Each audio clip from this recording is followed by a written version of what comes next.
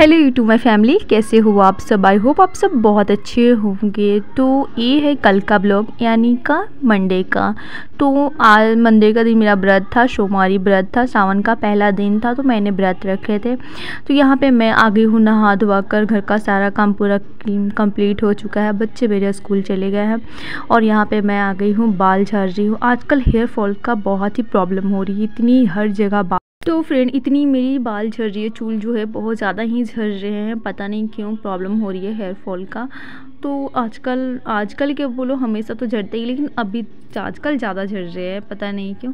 उसके बाद फ्रेंड यहाँ पे मेरा जो है, मैं अच्छे से एक चोटी करूँगी और बाल मेरे गीले हैं तो खुला ही ज़्यादातर रखूँगी। तो यहाँ पे मैंने चोटी कर लिया है, थोड़े से मैंने यहाँ पे लगाए हैं, सिंदूर लगाऊँगी, एक बिंदी लगाऊँगी और कुछ। तो फ्रेंड यहाँ पे मैं थाली, मुझे बहुत अभी काम है, जैसे कि थाली सजाना, पूजा का थाली जो है सजाना है। तो मैं छत पे ही पूजा करती हूँ। हमारे शंकर भगवान का मंदिर है, थोड़ा गांव में है। तो गांव में मैं कभी नहीं गई हूँ, शादी के बाद इतना साल हो गया, लेकिन मैं कभी नहीं गई हूँ। मैं आज तक देखी ही नहीं हूँ कि मंदिर यहाँ का कैसा है। तो नहीं चाहती, घर पर ही पूजा कर लेती हूँ। छत पे हमारे भोलेनाथ का शिवलिंग है, तो वहीं पर मैं छत पर ही जाके कर लेती हूँ। यहाँ पर मैंने चूड़ी वगैरह सब पहन लिए हूँ। थोड़े से यहाँ पर मैं इयररिंग्स जो है, इयररिंग्स मैं घर पे नहीं रख के पहनती हूँ, कहीं जाती आती हूँ तभी पहनती हूँ, या फास्ट वगैरह करती हूँ, पूजा पाठ करती हूँ। घर में रह के पहनना मुझे कंफर्ट नहीं लगता है, तो इसीलिए मैं नहीं पहनती हूँ। मैं ऐसे ही सिर्फ नाक में पहनती हूँ और इयररिंग्स वगैरह, नोज पिन मेरा मतलब एनी टाइम रहता है नाक में, लेकिन ऐसे नहीं। उसके बाद फिर यहाँ पे फ्रेंड मैं लगा रही हूँ मुहावर तो ज़रूरी है, फास्ट वगैरह में तो अक्सर ज़रूरी है, क्योंकि मैं ऐसे भी हम नहीं लगाते हैं, जैसे कि पूजा वूजा करते हैं तभी लगाती हूँ। तो ये है सुहागन का है, इसे तो लगाना ही चाहिए, हम लोग को आलता हमेशा लगाना चाहिए, लेकिन मैं नहीं लगाती हूँ, सिर्फ व्रत जब करती हूँ तभी लगाती हूँ। तो यहाँ पे मैं लगा रही हूँ, यहाँ पे देखिए। और मैं यहाँ ढूंढ रही थी कुछ बर्तन निकालने के लिए। यहाँ पे तो छोटे से मुझे डब्बे मिले, मैंने इसी में अलते को निकाल कर और यहाँ पे रंग रही हूँ पैर को। उसके बाद फिर लास्ट टाइम आता है यहाँ पे, जो मैं अपना थाल जो है, थाल भी नहीं सजी हूँ। आजकल बेलपत्र कितने सुंदर सुंदर आते हैं, सावन का टाइम है इसलिए एक भी अच्छा, जैसे एक भी मतलब सारे अच्छे रहते हैं, एक भी ख़राब नहीं रहता है।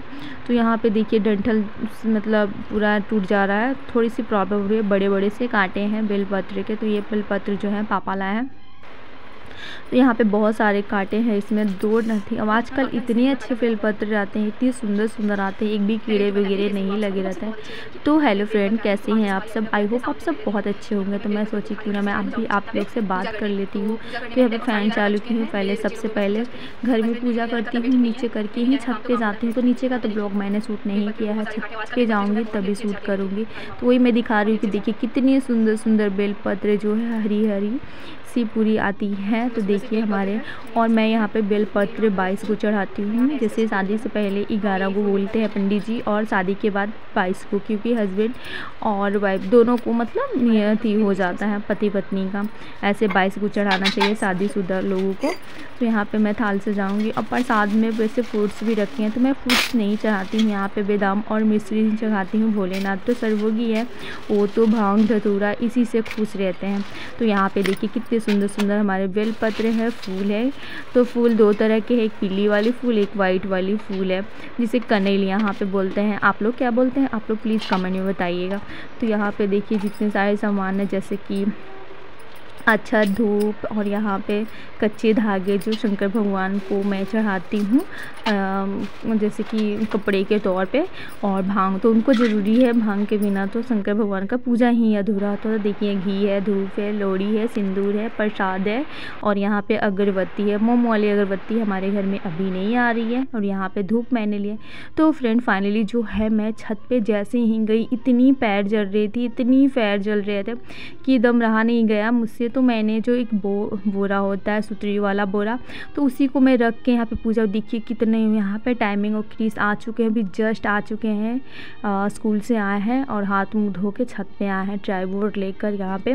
तो मैं आ गई थी छत पे पहले ही, और क्रिस बाद में आया है। देखिए बाहर का नज़ारा कितना, इतनी तेज़ वाली धूप है, बादल भी किए हुए हैं, और पीछे का इतना अच्छा व्यूज़ आ रहा था, बहुत ही सुंदर, आप लोग भी देख सकते हैं। तो सबसे पहले जैसे मैं पूजा करती हूँ शंकर भगवान को, सबसे पहले जल चढ़ाना, फिर सूर्य भगवान को जल चढ़ाना, फिर तुलसी जी को चढ़ाना। उसके बाद फिर ये जो बेलपत्र है, इतनी तेज़ वाली धूप थी, इतनी तेज़ वाली कि पैर हमारे जल रहे थे बहुत ही ज़्यादा, और अजीब सा लग रहा था, बहुत गर्मी भी थी और पैर तो एकदम रखा ही नहीं जा रहा था ऐसे ही।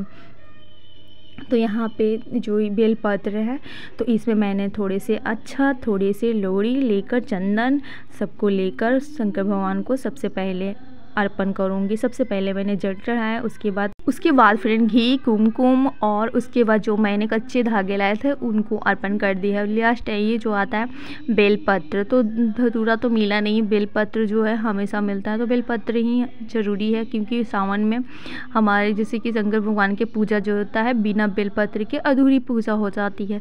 तो यहाँ पर मैं अर्पण कर रही हूँ भोलेनाथ का नाम लेकर। तो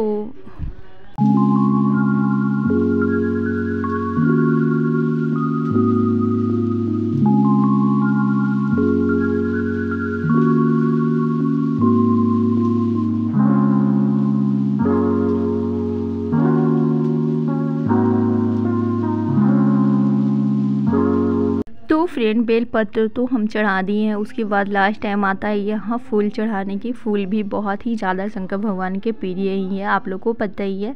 तो यहाँ पे आता है फिर प्रसाद मैंने चढ़ा दिए है, और उतनी तेज़ वाली धूप लग रही थी, हवा भी चल रही थी। हवा की वजह से हमारे जो अगरबत्ती है, मैंने दीपक भी जलाए थे बट दीपक जला नहीं, बहुत ही कोशिश कर रही हूँ, दीपक जल ही नहीं रही, इतनी हवा तेज़ वाली थी। तो यहाँ ये अगरबत्ती जो है ये तो जल चुके थे, पर धूप भी मैंने जला दिए थे, लेकिन लास्ट टाइम जो आता है दीपक, तो वो दीपक जल ही नहीं रहे थे, इतनी तेज़ वाली धूप, धूप तो थे ही, हवा चल रही थी बहुत ही तेज़ वाली।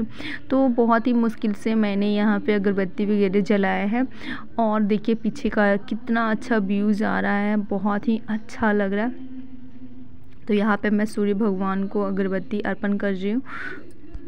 उसके बाद फ्रेंड यहाँ पे मैं धूप भी जलाती हूँ, जैसे कि धूप, अगरबत्ती और दीपक संग संग ही मैं तीनों जला देती हूँ।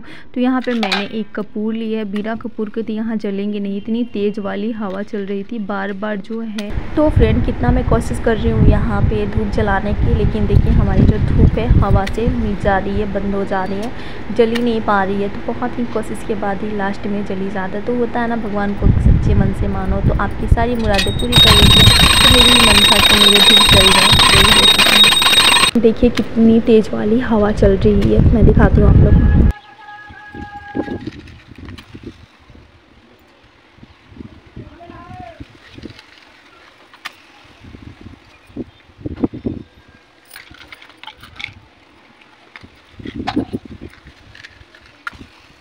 तो फ्रेंड कितनी कोशिश के बाद ही यहाँ पे धूप जो है जले हुए हैं, और खड़े होकर मैं नहीं दिखा पा रही थी क्योंकि हवा से मिट जा रही थी।